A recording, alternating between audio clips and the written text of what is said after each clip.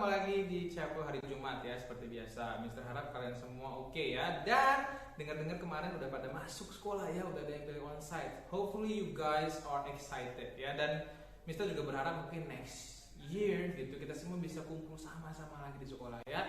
Nah, hari ini kita akan chapel, tapi sebelum kita chapel kita mau berdoa terlebih dahulu yuk. Yuk kita berdoa. Tuhan yang baik, terima kasih Bapak untuk hari ini. Terima kasih untuk kesempatan yang Kau berikan ya Bapak setiap kami agar kami bisa chapel di hari Jumat ini. Kiranya Kau memberkati tiap-tiap kami ya Bapak agar kami bisa mendengarkan dan memahami chapel yang akan dibawakan nantinya ya Bapak. Terima kasih ya Tuhan, di dalam nama-Mu kami berdoa. Amin. Oke, untuk membakar semangat kita, untuk membuat kita at least bisa lebih bergerak dulu ya. Kita mau sama-sama menyanyikan lagu. Tapi sebelum itu, Mister undang dulu kan berdiri yuk. 1, 2, 3, berdiri. Oke, thank you ya. Nah, kita akan mendengarkan lagu Everybody Everywhere dari Jana Alaira.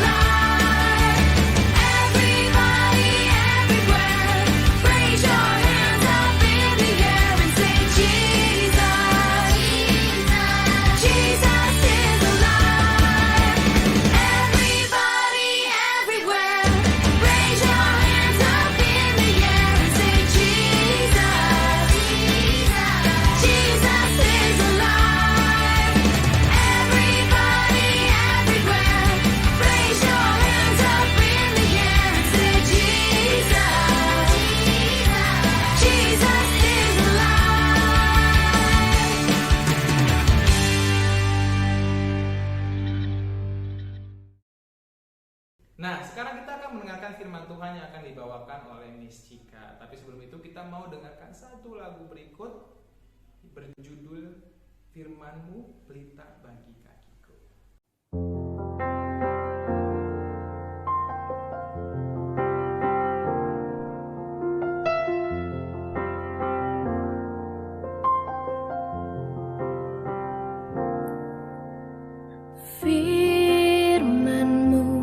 Pelita bagi kakiku, terang bagi jalanku. Firman-Mu pelita bagi kakiku, terang bagi jalanku.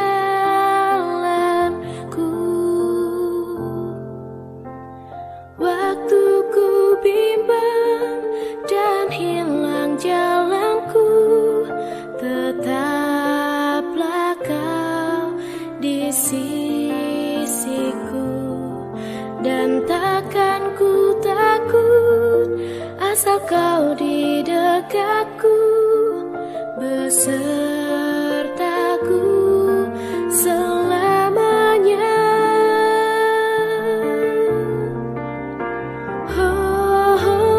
Firman-Mu pelita bagi kaki kakiku, terang bagi jalanku.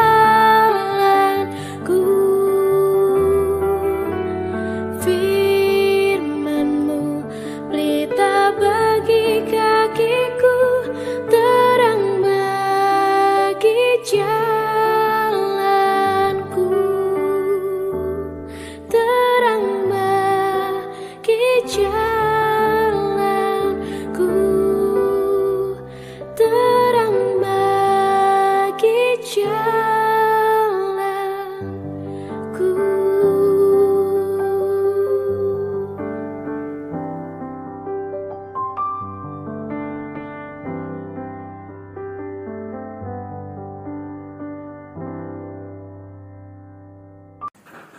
Halo, good morning, grade 4, 5, and grade 6. Apa kabar hari ini?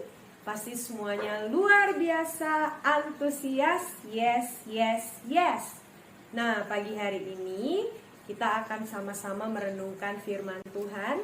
Tapi sebelum itu, Miss Cika mau ajak kita semua untuk berdoa terlebih dahulu. Mari kita semua berdoa, lipat tangan, tutup matanya, kita berdoa. Tuhan Yesus, terima kasih buat pagi hari ini. Kami semua bisa bangun pagi dengan tubuh yang sehat dan kuat dan diberkati Tuhan. Sekarang kami mau dengar firman Tuhan di ibadah chapel. Tuhan berkati supaya kami bisa mengerti firman-Mu dan melakukannya dalam kehidupan kami hari lepas hari. Dalam nama Tuhan Yesus kami berdoa dan bersyukur. Amin. Pembacaan firman Tuhan kita pada pagi hari ini terambil dari Kisah Para Rasul pasalnya yang keempat ayatnya yang kedua. Sekali lagi firman Tuhan pagi hari ini terambil dari Kisah Para Rasul pasal 4 ayatnya yang kedua. Kalian bisa membaca seluruh perikop ini dan itu lebih baik lagi supaya tahu ceritanya. Miss Cika hanya akan membacakan ayatnya yang kedua saja, ya, yang menjadi inti dari renungan kita pagi hari ini. Kisah Para Rasul pasalnya yang keempat ayatnya yang kedua.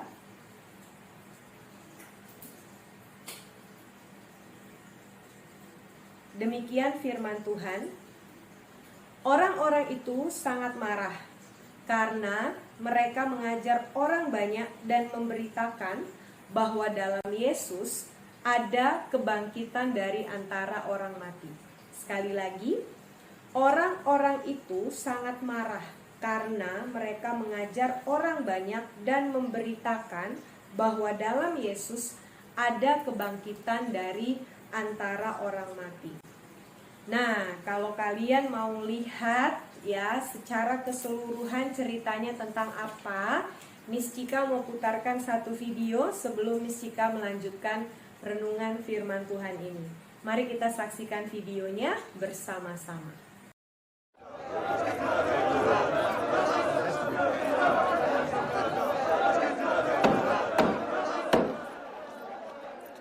I am the high priest of the temple. What are your names? Simon, known as Peter. John, son of Zebedee from Capernaum. By what power or by what name did you commit this act? This man has been healed by the name of Jesus of Nazareth, whom God has raised from the dead. If he is raised from the dead, where is he now? He ascended into heaven. He ascended into heaven. We saw him. While you watched. There is salvation in no one else, for there is no other name under heaven or given amongst mortals by which we must be saved. Can you read? Can you write? What is your profession? Fishermen. Fisherman. You are fishermen from Galilee?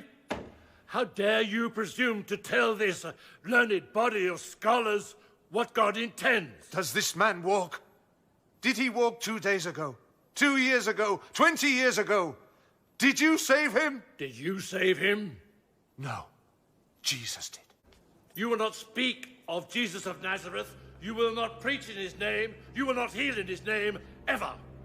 If you are found publicly speaking of this man, this dead man, you will be arrested, tried for blasphemy and treason, I speak as high priest of this God's temple. Whether it is right in God's sight to listen to you rather than God, you must judge. For we cannot keep from speaking about what we have seen and heard. We will teach and heal in the name of the Messiah, Jesus of Nazareth. Then you will spend the rest of your life in prison. As God wills. Send them away!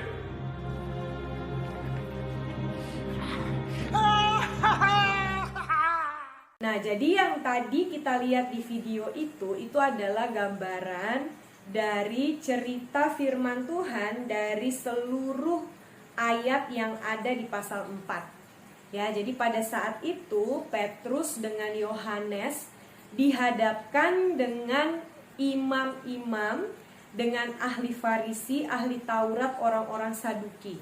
Dan kalian tahu ahli-ahli Farisi, ahli Taurat, imam-imam, mereka itu adalah orang-orang yang terhormat di antara bangsa Yahudi.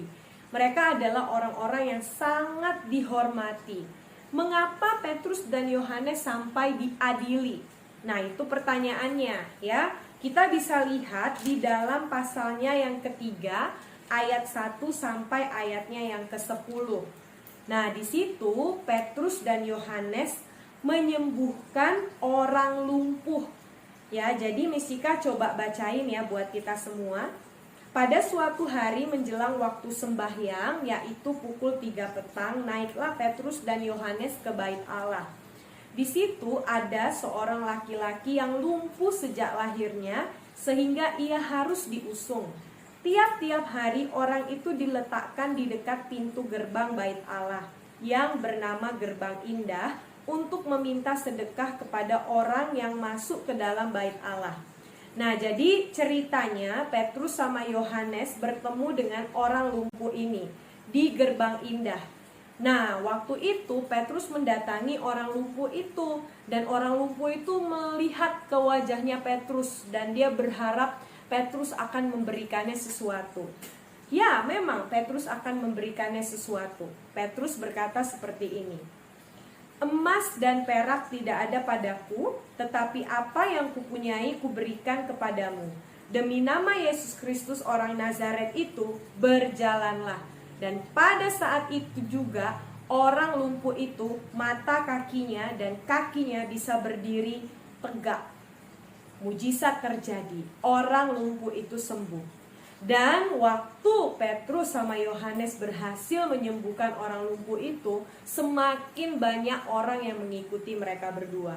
Nah, setelah mereka menyembuhkan orang lumpuh itu, ya, perikop selanjutnya di ayat 11, Petrus berkhotbah di Serambi Salomo, ya, dekat bait Allah. Nah, inilah yang membuat akhirnya Petrus sama Yohanes dihakimi, diadili di depan pemuka-pemuka agama Yahudi. Karena apa? Karena ternyata orang-orang ini keberatan dengan pengajaran Petrus dan Yohanes. Kenapa? Karena Petrus dan Yohanes mengajarkan bahwa ada kebangkitan orang mati dan ada kehidupan setelah kematian, gitu ya. Nah, Miss Cika bacakan di ayatnya yang kedua tadi. Dalam Yesus ada kebangkitan dari antara orang mati. Nah, orang Saduki itu tidak percaya adanya kebangkitan orang mati. Makanya mereka tidak percaya bahwa Tuhan Yesus itu sudah dibangkitkan. Mereka keberatan kalau ada pemberitaan-pemberitaan seperti itu. Makanya pemuka-pemuka agama Yahudi saat itu memanggil Petrus dan Yohanes dan mengadili mereka. Mereka tidak suka dengan pengajarannya Petrus dan Yohanes. Nah, tidak hanya sampai di situ, nak. Petrus sama Yohanes ini bukan hanya diadili, tapi mereka diancam dan disuruh berhenti untuk menceritakan tentang Tuhan Yesus. Ya, itu ada di ayat-ayat yang selanjutnya. Ya, di situ Miss Cika bacakan ya di ayatnya yang ke-17. Tetapi supaya hal itu jangan makin luas tersiar di antara orang banyak, baiklah kita mengancam dan melarang mereka supaya mereka jangan berbicara lagi dengan siapapun dalam nama itu. Nah, kalian bisa bayangkan dulu Petrus sama Yohanes sampai diancam, dilarang untuk menceritakan tentang Tuhan Yesus. Tapi apa yang terjadi? Petrus dengan Yohanes tidak mau berhenti. Ya, nah waktu itu juga imam besar Hanas dan Kayafas itu mereka sempat tanya sama Petrus dan Yohanes. Pertanyaannya gini, dengan kuasa manakah atau dalam nama siapakah kamu bertindak sedemikian itu? Maksudnya kamu sembuhkan orang tuh pakai nama siapa? Gitu ya. Jadi Petrus sama Yohanes nih diadili gitu. Nah, di sini dituliskan di ayat 8. Maka jawab Petrus penuh dengan Roh Kudus. Apa jawabnya? Hai pemimpin-pemimpin umat dan tua-tua. Gitu ya. Dia penuh dengan Roh Kudus dan dia menjawab bahwa dia menyembuhkan orang sakit, dia menyembuhkan orang lumpuh.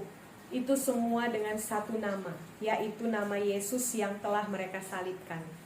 Petrus dan Yohanes tidak takut untuk sebut nama Tuhan Yesus. Dan Alkitab mencatat Petrus bisa berbicara seperti itu karena Roh Kudus memberikannya keberanian. Sehingga di sini sampai orang-orang ahli-ahli Farisi itu sampai kaget. Mereka heran lihat Petrus dan Yohanes. Sampai mereka bilang gini, Petrus dan Yohanes itu bukan orang yang terpelajar. Petrus dan Yohanes itu bukan orang hebat seperti mereka yang punya jabatan di Bait Allah. Petrus dan Yohanes itu hanya orang biasa, tapi mereka bisa berbicara dengan luar biasa, dengan bijaksana. Mereka sampai mengakui, Alkitab mencatat hal itu. Nah, hari ini aplikasinya buat kita apa? Aplikasinya buat kita yang harus kita lakukan hari ini tuh kita tidak ada loh yang larang kita untuk cerita tentang Tuhan Yesus. Tidak ada orang yang sampai mengancam dan mau menghukum kita waktu kita cerita tentang Yesus. Kita bebas untuk memeluk agama apapun dan percaya kepada Yesus. Ya kan? Nah, sekarang tugasnya kita hanya satu. Kita harus berani untuk menceritakan Yesus kepada siapapun. Seperti Yohanes dan Petrus. Ya, bahkan Yohanes sama Petrus pun mereka menjawab ahli-ahli Taurat dan imam-imam itu. Mereka bilang, kami lebih takut kepada Tuhan, kami tidak takut kepada manusia. Kalaupun kamu mau mengancam kami, kamu mau melarang kami tidak bisa menahan diri kami untuk menceritakan apa yang sudah kami lihat dan kami dengar. Ingat, Petrus dan Yohanes benar-benar menyaksikan bahwa Tuhan Yesus mati. Ya, Petrus dan Yohanes benar-benar menyaksikan bahwa Yesus benar-benar bangkit. Dan hal inilah yang berusaha disembunyikan oleh imam-imam besar. Petrus dan Yohanes adalah saksi, ya, saksi mata yang melihat Yesus benar-benar hidup di antara mereka. Dan tidak ada satupun yang dapat menghentikan Petrus dan Yohanes menceritakan tentang Yesus. Nah, kalaupun hari ini kita mungkin gak pernah ketemu Yesus dan hidup bersama Yesus seperti Petrus dan Yohanes, tapi kita sudah tahu kebenaran bahwa Tuhan Yesus adalah jalan kebenaran, hidup, dan Dia adalah satu-satunya yang bisa menyelamatkan kita. Mari kita beritakan Injil kepada siapapun, karena hari ini banyak orang yang membutuhkan Yesus. Banyak orang yang membutuhkan kabar baik ini. Nah, tugasnya siapa sekarang yang harus jadi Petrus dan Yohanes masa kini? Tugasnya kita semua, bukan hanya tugas Miss Cika, tapi juga tugas anak-anak, karena kalian sudah tahu cerita tentang Tuhan Yesus. Ya, apa yang kita sudah dengar, apa yang kita sudah lihat, mari kita ceritakan. Kita ceritakan apapun kebaikan Yesus. Ya, kita mau proklaim, kita mau proklaim Christ di dalam kehidupan kita, sehingga orang-orang yang ada di sekitar kita, mereka juga jadi mengenal Yesus. Kita gak bisa paksa orang buat percaya Yesus, tapi kita bisa menceritakan kebaikannya kepada mereka semua. Dan itu adalah tugas kita. Ya, jadi anak-anak yang ada di rumah, yuk Miss Cika mau ajak kalian semua, mau challenge kalian untuk menceritakan tentang Yesus dimanapun kalian berada. Kita mau berdoa untuk tutup chapel kita hari ini. Ya, kita mau berdoa sama-sama, lipat tangan, tutup matanya. Mari kita berdoa. Bapak, kami bersyukur untuk pagi hari ini. untuk firman Tuhan dari kisah Petrus dan Yohanes yang diadili, diancam, dilarang untuk menceritakan Yesus, tapi mereka tidak mau berhenti karena mereka lebih takut kepada Tuhan daripada manusia. Kami mau punya roh yang sama seperti Petrus dan Yohanes, yang mau setia menceritakan Yesus dimanapun mereka berada. Kami mau punya roh yang sama, kuatnya dengan mereka, roh keberanian untuk menceritakan Yesus. Sekalipun kami masih kelas 4, kami masih kelas 5, kami masih kelas 6 Tuhan, kami terbatas. Petrus dan Yohanes juga bukan orang terpelajar. Petrus dan Yohanes bukan orang yang sudah lulus kuliah dan punya pendidikan yang tinggi. Tapi dengan Roh Kudus yang menguasai dia, bahkan ahli Farisi, orang-orang yang ada di bait Allah, mereka sampai terheran-heran melihat kepintaran mereka. Karena sumber hikmat sejatinya adalah Tuhan sendiri. Dan kami percaya waktu kami mau menceritakan Yesus, Tuhan Yesus sendiri yang akan memampukan kami untuk menceritakan kebaikan Tuhan bagi semua orang. Berkati kami hari ini Tuhan, dalam nama Tuhan Yesus kami berdoa, amin. Terima kasih sudah mendengarkan chapel kita pagi hari ini. Tuhan Yesus memberkati kita semua. Bye, sampai ketemu lagi minggu depan.